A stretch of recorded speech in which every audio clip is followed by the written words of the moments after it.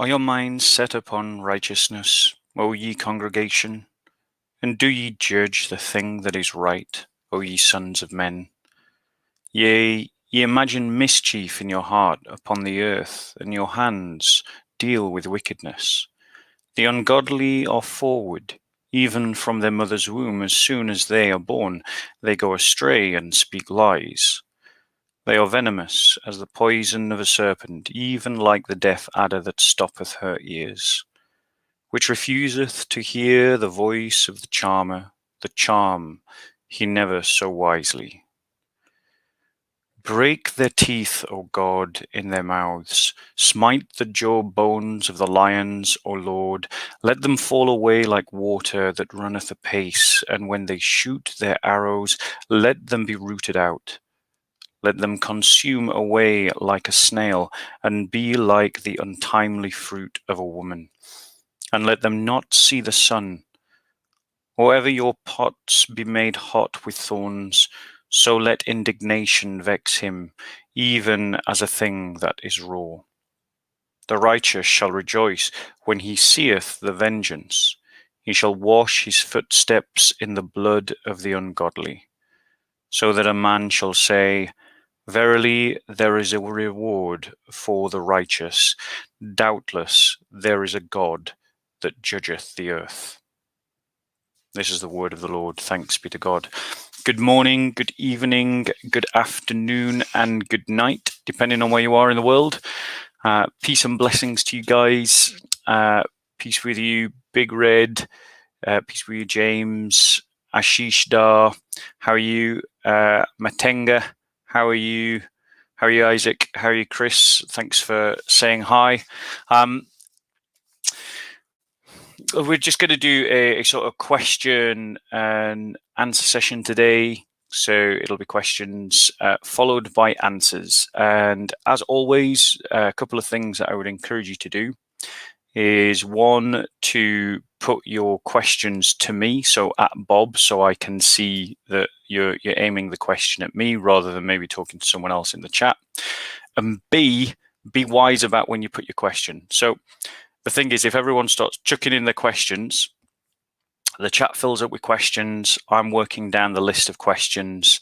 And then if the chat fills up with questions so much, the questions disappear, I miss your question. So when you see me start to answering questions, be patient, hold back, let me get through some questions. And then as you can see that I'm coming to the end of the round of questions, then I'll come to yours. So I just want to greet you guys who have all come in late. I am sorry if I didn't see you. So peace with you by Grace, Diggs. How are you, Jamal? How are you doing, Adil? Dean, how are you? Prophet Google, how are you there? William Unji, and all the rest of you as you're coming in, just want to say hi. So guys, if you have a question for me, do put at Bob, and we're just going to do a session on questions and answers. I've not got many reflections today, to be fair, just really one on the question of the coronavirus and the vaccine, just by way of allowing people to fill in and maybe to get people's thoughts going on different things, which is the case that when the lockdown and the cautions that were put in place, initially, I was a bit skeptical, but generally supportive of the idea, because I thought, that there's a value to saving lives ultimately, and it's a noble thing that so many societies have put saving lives ahead of economy. But the equation is not just between making money for businesses on one side and saving lives on the other.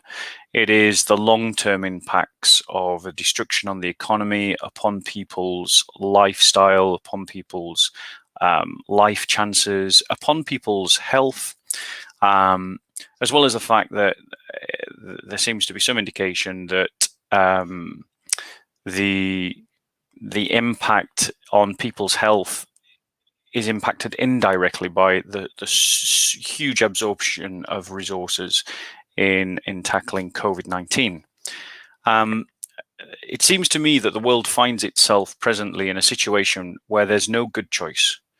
There's only a question of bad choices. Like we have only choices where we lose something. And the question is, what do we choose to lose? What do we choose to risk? There's no win here. There's only degrees of losing that I think that we face in terms of COVID. I know that they're talking about this vaccine, and it's going to be great if they have found a vaccine. I think that anti-vaxxers are possibly folk who are just alarmist. Vaccines and vaccinations historically have been one of the chiefest ways that we've saved people's lives and turned people's lives around for the better. If you looked at some of the more common medicines that we're used to, people who would be you would be alarmed if those medicines like aspirin or paracetamol or stuff were brought out today and you looked at the possible side effects, you'd be quite alarmed by it. The only reason why you're not alarmed by it is because it has this establishment of tradition and use.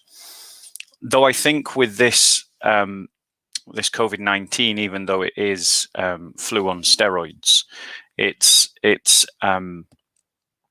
the problem with that is that if we create a vaccine and the virus mutates, it could well mean that the immunity that is offered is very short-lived indeed, for a huge amount of money, expense, and time. And furthermore, we don't know of its long-term either its long-term health impact, because studies like that go on for 2 years, or for its long-term effectiveness, because obviously it's new and we're just rolling it out, so we don't know in what sense will it be a long-term vaccine or not. So I think people are maybe getting a bit hyped up about the vaccine prematurely. There is such a thing as accepting defeat nobly and trying to do the best in a bad situation.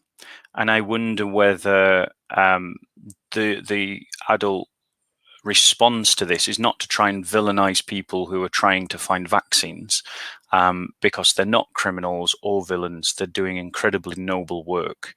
Nor is it to create hysteria by attacking, by creating fictions about this virus. But at the same time, when we look at the complexities of the situation that we face,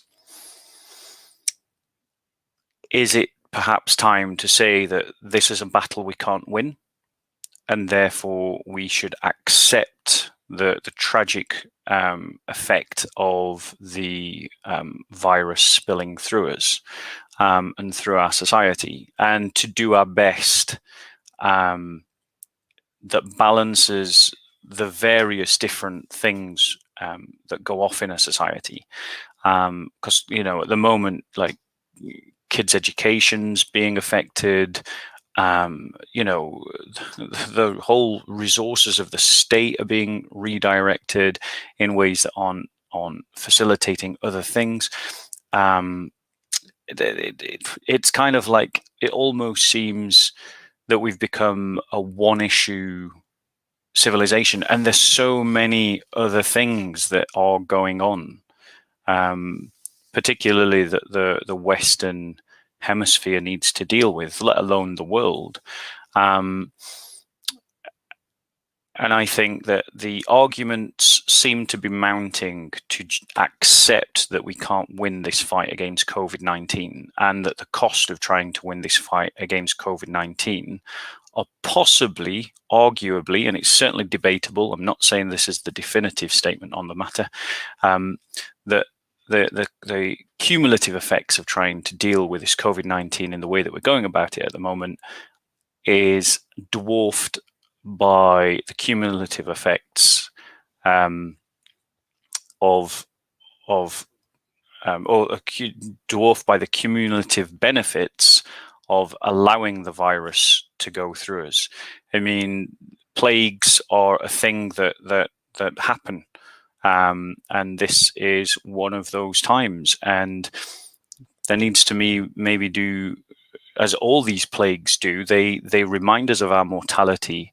They put us in touch with the more baser realities of the world, of existence, and call us to assess our life in the light of higher meanings. And I think, our civilization is being, well, I say our civilization, the West is demonstrating the shallowness of its view of reality, by clinging so dearly to this life, and thinking that death is such a horror that we should put it off at any cost. And I say this with people who are vulnerable to COVID like everyone else. So this isn't me just saying something that would affect other people and not myself. This would affect people that I love as well. But